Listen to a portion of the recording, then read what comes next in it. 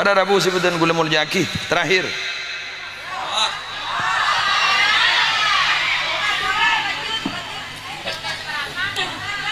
Dia seperapat. Kira-kira apa wah? Apat-papat. Minum pil.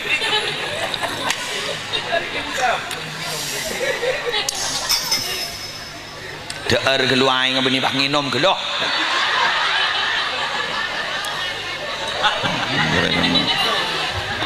Kira-kira nembi. Nom minum geloh ke?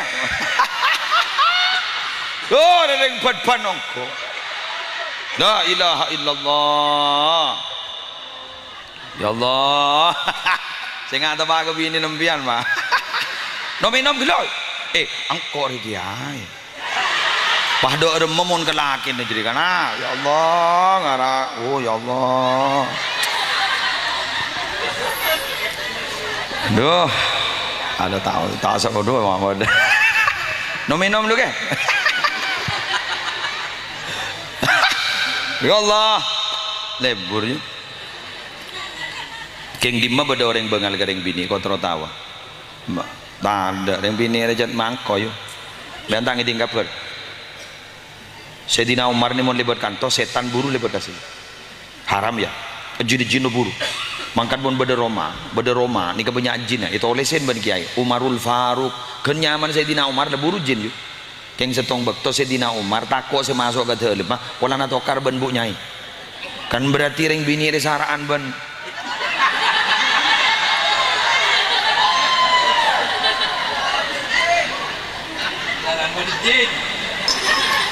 ini tak ketoman pada Rabu boleh dengar ki nang rah sambil ngomai rasa Ramadan dong kan dengar ki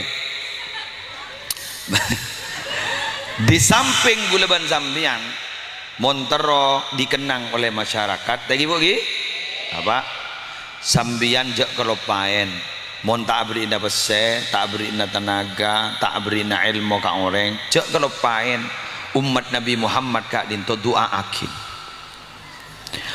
Allahumma raham ummata Muhammad Allahumma aslih ummata Muhammad Allahumma farrij an ummati Muhammad.